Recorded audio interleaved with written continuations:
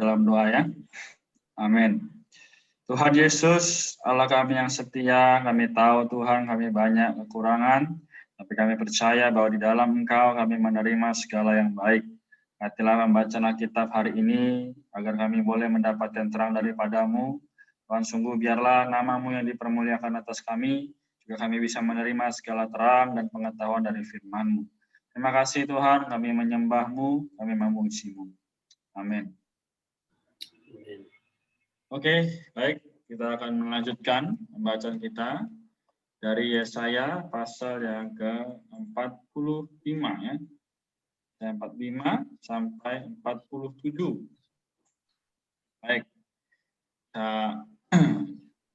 Seperti biasa, kita akan 3 ayat dari saya, Stevi, Maiman, lalu Evliadi, kemudian berputar selanjutnya ya. Amin. Beginilah firman Tuhan, inilah firmanku kepada orang yang kuurapi, kepada Kores yang tangan kanannya kupegang, supaya aku merendahkan bangsa-bangsa di depannya dan melucuti raja-raja, supaya aku membuka pintu-pintu di depannya dan supaya pintu-pintu gerbang tidak tinggal tertutup. Aku sendiri hendak berjalan di depanmu dan hendak meratakan gunung-gunung, hendak memecahkan pintu-pintu tembaga dan hendak mematahkan palang-palang besi. Aku akan memberikan kepadamu harta benda yang terpendam dan harta kekayaan yang tersembunyi, supaya engkau tahu bahwa akulah Tuhan Allah Israel yang memanggil engkau dengan namamu. Oleh karena hambaku Yakub dan Israel, pilihanku, maka aku memanggil engkau dengan namamu. Mengelari engkau, sekalipun engkau tidak mengenal aku. Akulah Tuhan dan tidak ada yang lain kecuali aku, tidak ada Allah. Aku telah mempersenjatai engkau, sekalipun engkau tidak mengenal aku, supaya orang tahu dari terbitnya matahari sampai terbenamnya bahwa tidak ada yang lain di luar aku. Akulah Tuhan dan tidak ada yang lain. Ya.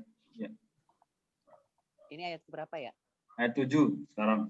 Pasal 45 ayat 7. Oke. Yang menjadikan terang dan menciptakan gelap, yang menjadikan nasib mujur dan menciptakan nasib malang. Akulah Tuhan yang membuat semuanya ini. Hai langit, teteskanlah keadilan dari atas, dan baiklah awan mencurahkannya. Baiklah bumi membukakan diri dan bertunaskan keselamatan.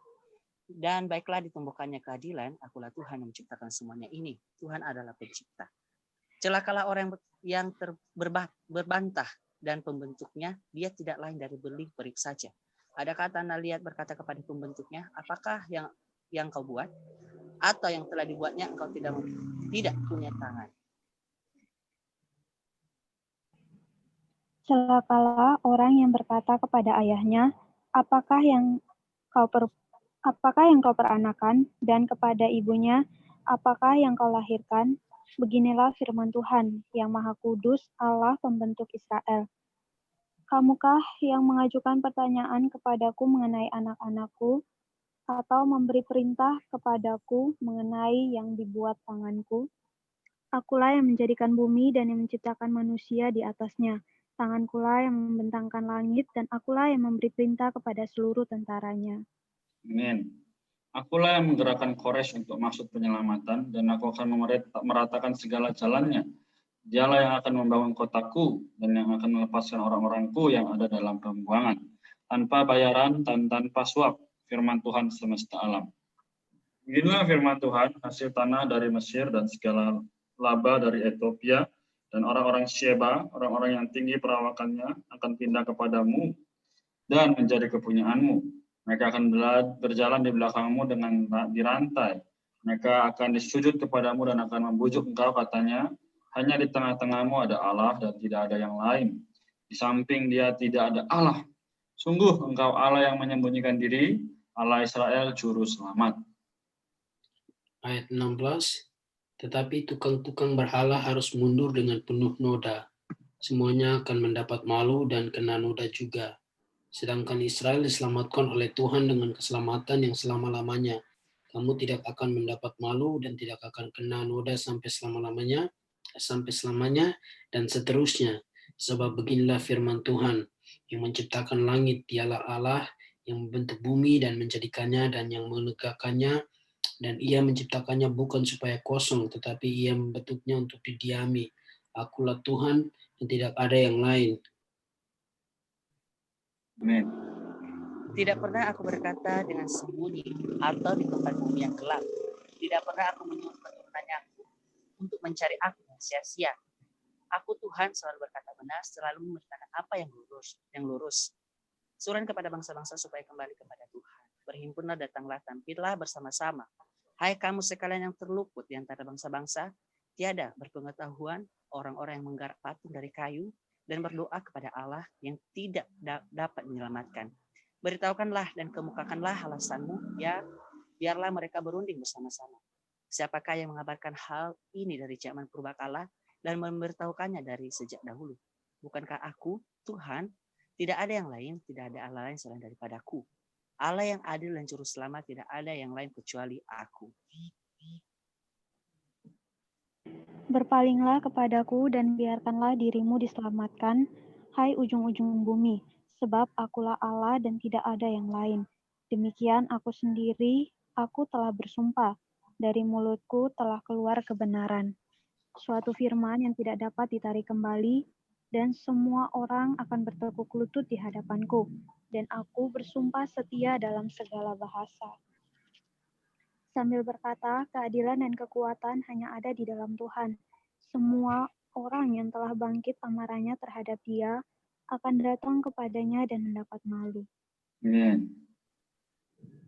Kok boleh ayat Tetapi seluruh keturunan Israel akan nyata benar dan akan bermegah di dalam Tuhan. Dewa Bel sudah ditundukkan, Dewa Nebo sudah direbahkan.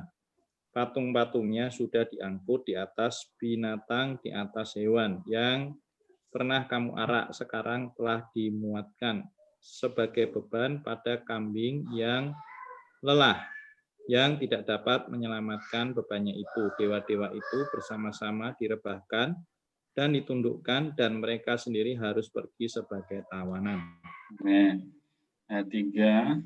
Dengarkanlah aku, hai kau keturunan Yakub, hai semua orang yang masih tinggal dari keturunan Israel, hai orang-orang yang kudukung sejak dari kandungan, hai orang-orang yang kujunjung sejak dari rahim. Sampai masa tuamu aku tetap dia, dan sampai masa putih rambutmu aku menggendong kamu. Aku telah melakukannya dan mau menanggung kamu terus. Aku mau memikul kamu dan menyelamatkan kamu. Pada siapakah kamu hendak menyamakan aku, hendak membandingkan dan mengumpamakan aku sehingga kami sama? Orang mengeluarkan emas dari dalam kantongnya dan menimbang perak dengan dacing. Mereka mengupah tukang emas untuk membuat Allah dari bahan itu. Lalu mereka menyembahnya juga sujud kepadanya. Mereka mengangkatnya ke atas bahu dan memikulnya, lalu menaruhnya di tempatnya. Di situ ia berdiri dan tidak dapat beralih dari tempatnya. Sekalipun orang berseru kepadanya, ia tidak menjawab dan ia tidak menyelamatkan mereka dari kesesakannya. Ingatlah hal itu dan jadilah malu. Pertimbangkanlah dalam hati, hai orang-orang pemberontak.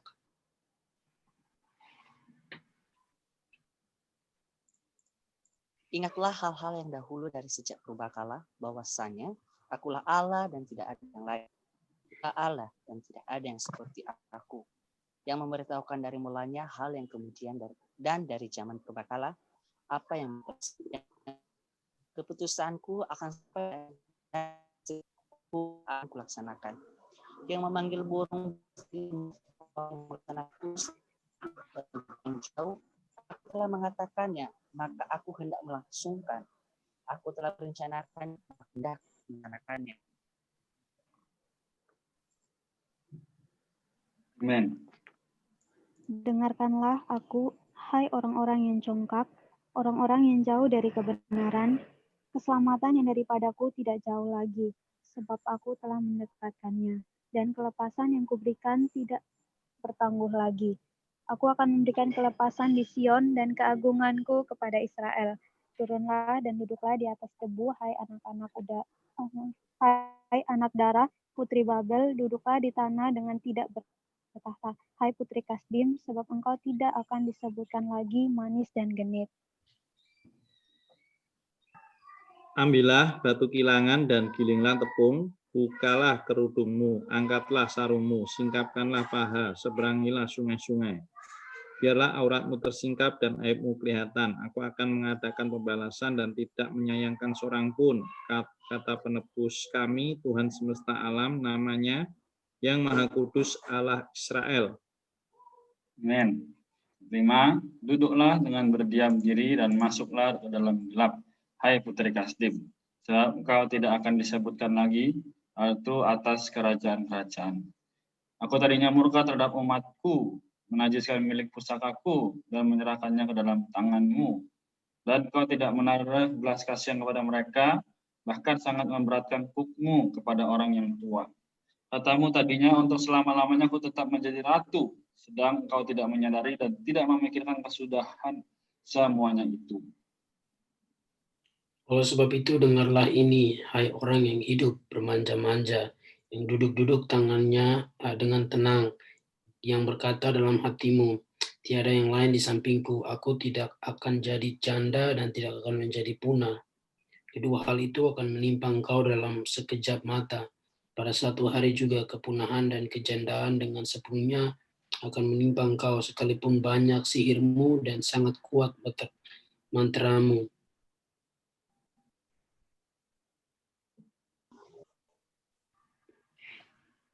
Engkau tadinya merasa aman dalam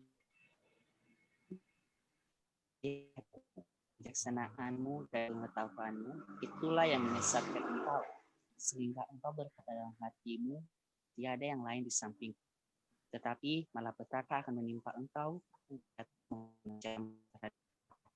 dan akan jatuh untuk menampiknya dengan mempersembahkan korban. Kebinasaan akan menimpa dengan sekoyong-koyong dan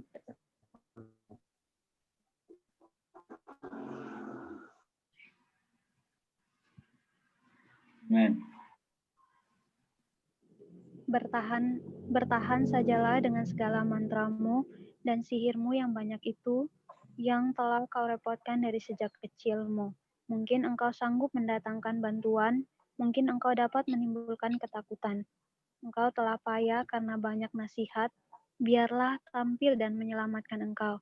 Orang-orang yang meneliti segala penjuru langit, yang menilik bintang-bintang, dan yang pada setiap bulan baru memberitahukan apa yang akan terjadi di atasmu.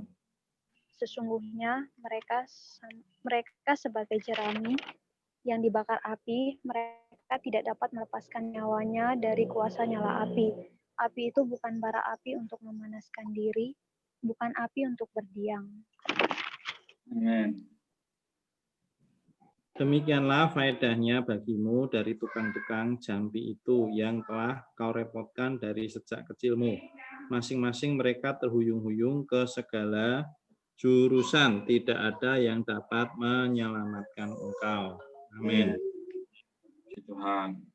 Jadi saudara-saudara, teman-teman sekalian, dari ayat yang ke-45, pasal 45, 46 dan 47, kita sudah membahas dari tadi mengenai bagaimana Tuhan dia mewakilkan ya atau menunjuk orang untuk menggembalakan ya umatnya.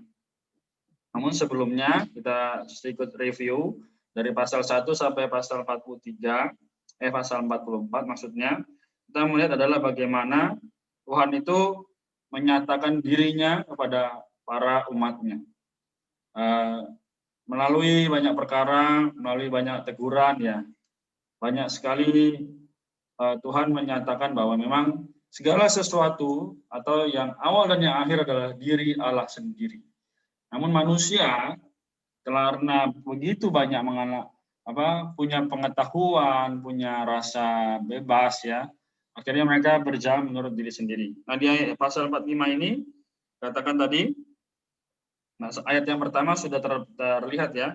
Beginilah firman Tuhan, inilah firmanku kepada orang yang kuurapi, pada Kores yang tangan kanannya kupegang, supaya aku menundukkan bangsa-bangsa di depannya, dan melucuti raja-raja, supaya aku membuka pintu-pintu di depannya, dan supaya pintu-pintu gerbang tidak tinggal tertutup.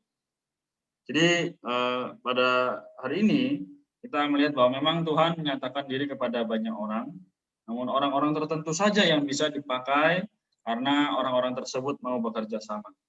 Nah, jadi poinnya adalah bagaimana dari ketiga pasal ini kita menemukan satu, yaitu ayat yang ke-19 tadi, tidak pernah aku berkata dengan sembunyi atau di tempat bumi yang gelap. Tidak pernah aku menyuruh keturunan Yakub untuk mencari aku dengan sia-sia. Aku, Tuhan, selalu berkata benar, selalu memberitakan apa yang lurus. Banyak hari ini orang memberitakan yang hanya di pandangannya benar atau di telinganya baik. Namun siapakah yang percaya bahwa memang dalam Tuhan semua itu bisa menjadi nyata? Ya, seperti contoh, diri Tuhan bisa dinikmati, bisa dimakan. Nah, mana cara kita makannya? Nah, kan, ini contoh. Jadi, bangsa Israel harusnya tinggal percaya, tinggal menikmati. Tapi karena kedegilan hatinya, maka Tuhan menyuruh bangsa-bangsa lain. Jadi, moga melalui pembacaan kita di kitab Yesaya, kita mendapatkan terang. Ya, semoga kita juga hari ini mendapatkan dorongan supaya bisa terus hidup berdasarkan Tuhan. Oke, baik, jadi penjelasan singkatnya seperti itu. Apakah ada pertanyaan atau yang mau dibahas? Kalau tidak ada, kita akan lanjutkan. 1 Tesalonika ya. Mungkin nanti akhir boleh, jika ada yang mau bertanya, masih belum mengerti begitu kan, boleh kita bahas sama-sama. Baik, 1 Tesalonika pasal 3 ya, satu pasal kita baca ini.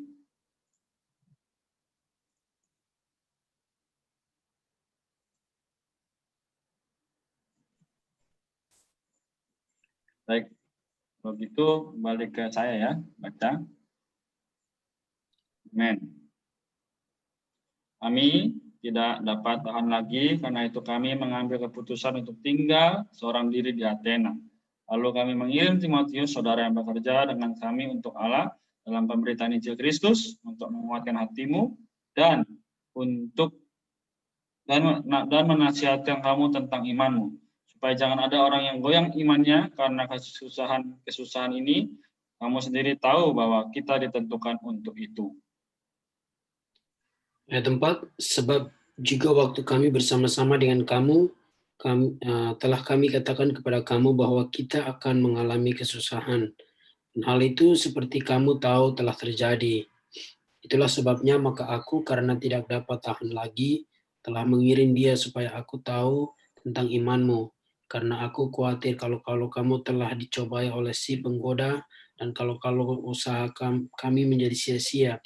Tetapi sekarang setelah Timotius datang kembali dari kamu dan membawa kabar yang menggembirakan tentang imanmu dan kasihmu, dan bahwa kamu selalu menaruh kenang-kenangan yang baik akan kami dan ingin untuk berjumpa dengan kami seperti kami juga ingin untuk berjumpa dengan kamu. Amin. Boleh lanjut Evliani ya, imannya keluar. Oke. Maka kami juga, saudara-saudara, dalam segala kesesakan dan kesukaran kami menjadi terhibur oleh kamu dan oleh imanmu. Sekarang kami hidup kembali, asal saja kamu teguh berdiri di dalam Tuhan. Sebab ucapan syukur apakah yang dapat kami persembahkan kepada Allah atas segala sukacita yang kami peroleh karena kamu di hadapan Allah kita? Siang malam kami berdoa sungguh-sungguh supaya kita bertemu muka dengan muka dan menambahkan apa yang masih kurang pada imanmu. Kiranya Dia, Allah dan Bapa kita dan Yesus Tuhan kita membukakan kami jalan kepadamu.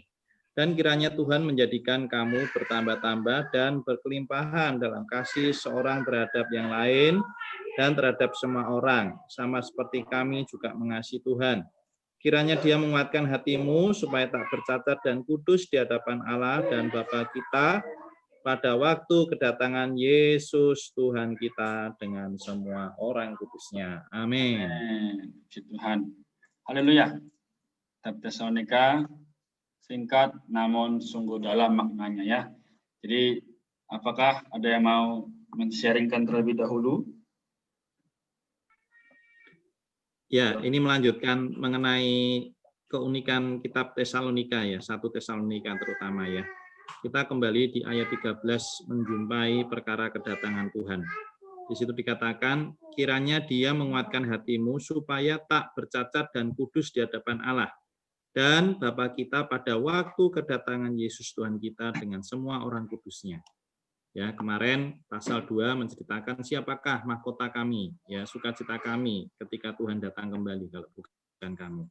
Nah, di sini adalah janji Tuhan di pasal 3 ya, bahwa Tuhan akan menguatkan hati kita, Tuhan akan menjaga kita agar kita tak bercacat dan kudus di hadapan Allah, ya.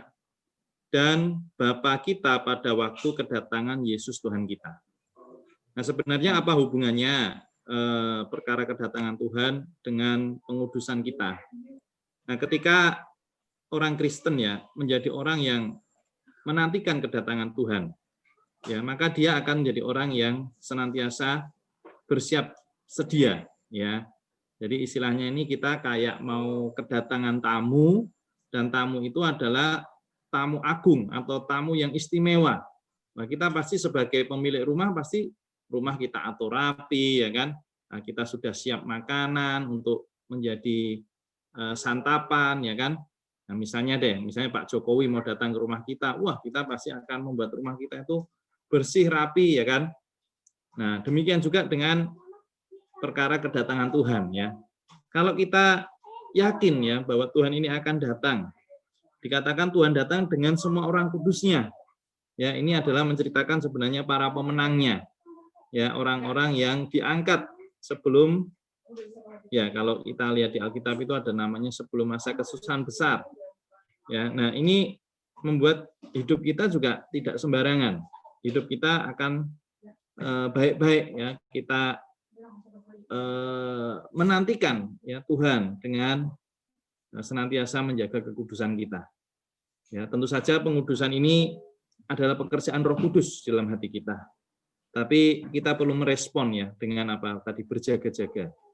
Ya, berjaga-jaga, bersiap sedia, makin hari meneguhkan iman kita. Nah, sehingga ketika Tuhan datang, di sini dikatakan kita tak bercacat dan kudus di hadapan Allah Bapa Tuhan kita Yesus Kristus. Puji Tuhan. Inilah pengharapan kita sebagai orang-orang percaya. Amin. Amin. Haleluya.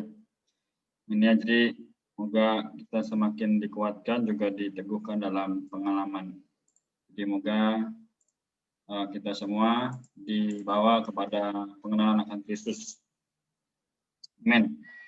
Jadi semoga apa yang kita dapat tadi adalah bagaimana kita semakin didorong untuk memiliki iman dan kasih. Jadi saudara-saudara, teman-teman sekalian, kita juga perlu punya pengharapan bagaimana tadi katakan ilustrasi bagaimana menerima seorang yang di rumah kita.